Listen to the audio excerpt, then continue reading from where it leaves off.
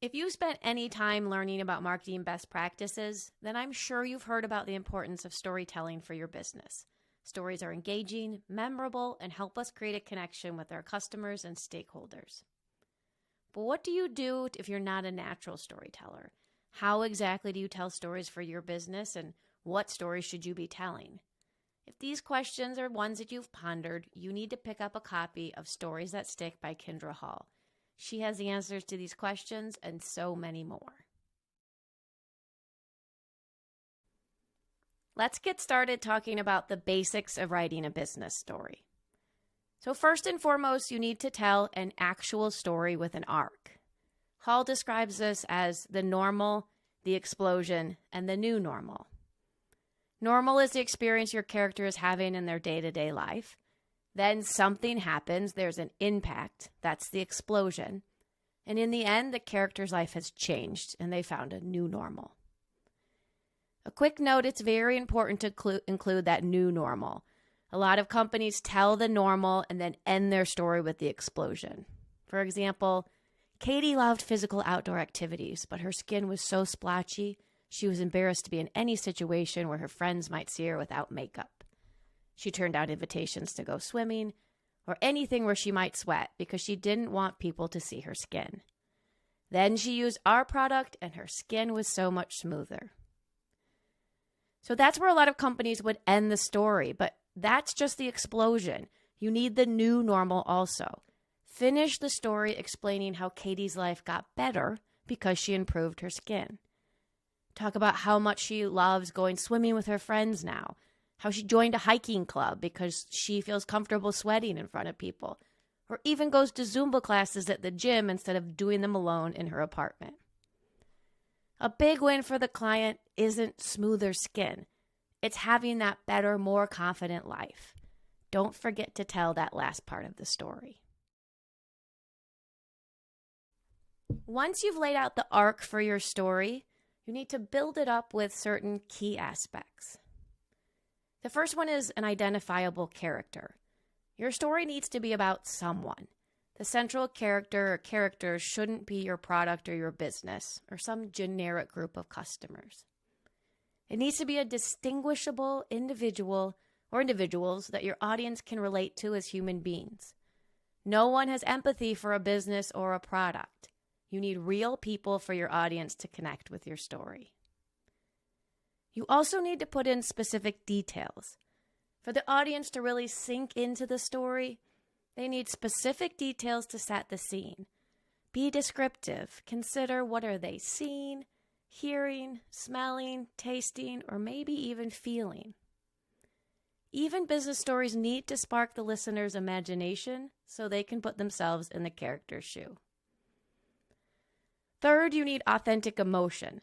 For a story to be impactful and memorable, the audience needs to feel empathy, and real emotions are vital to create that connection.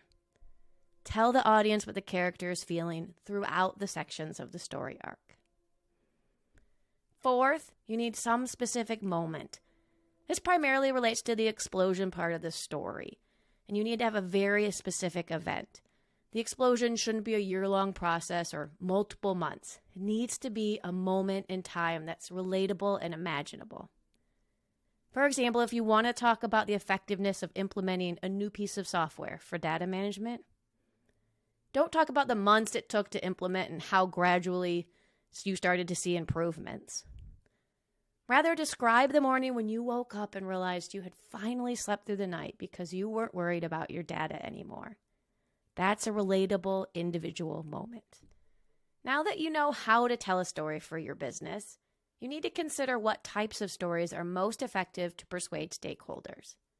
Hall highlights 4 types of stories that you might tell.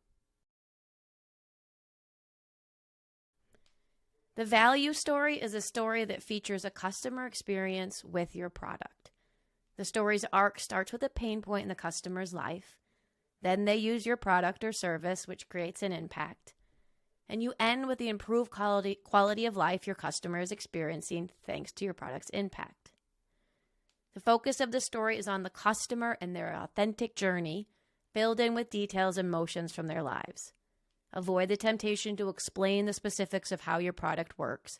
and keep the story directed at the customer experience. The founder story is a story that focuses on you, the founder.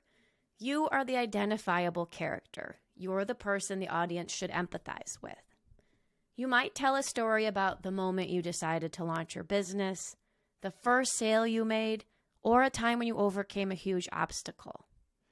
Whatever story or stories you decide to tell about being a founder, be genuine and vulnerable. Avoid portraying yourself as perfect. Your audience won't relate to perfect, which will diminish their ability to connect with the story and build trust and connection with you. The third type of story that Kindra Hall talks about is the purpose story. It's the story that tells the collective why of your organization. What greater purpose is the business working toward?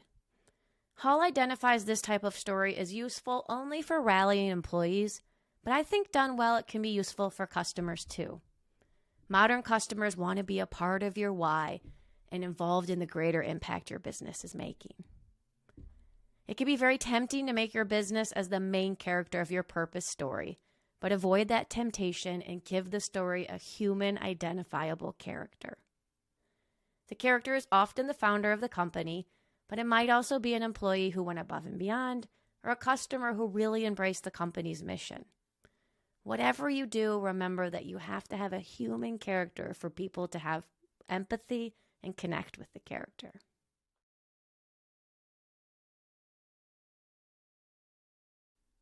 The final type of story that Kindra Hall talks about is the customer story. This story is much like your value story in that it describes how your product improved the customer's life. But the big difference is that an actual customer tells the story in their own words. Since the words come directly from the customer, it creates far more credibility. The issue is that generating these types of stories can be a little bit more difficult than writing your own, and it's not the same as a standard review or testimonial. To get these stories, you're going to need to be intentional in the prompts you give your customers, asking them to talk about the problems they were facing before using your product, the change your product created, and how their life has improved as a result of that change. Those prompts can be asked over an email, over a phone call, or even online, but you have to be clear and direct about the story you want them to tell. Small Business Book Review for Stories That Stick by Kindra Hall. If you're looking to elevate your marketing and brand, Stories That Stick is an amazing resource. It's functional, actionable, and it has great examples to clarify her key points. After reading this book, you'll have a much clearer understanding of how to tell stories that will elevate your business. I give Stories That Stick by Kindra Hall a 5 out of 5 stars for small business owners. It's inspired me to make some big changes in my business, and hopefully it'll do the same for you.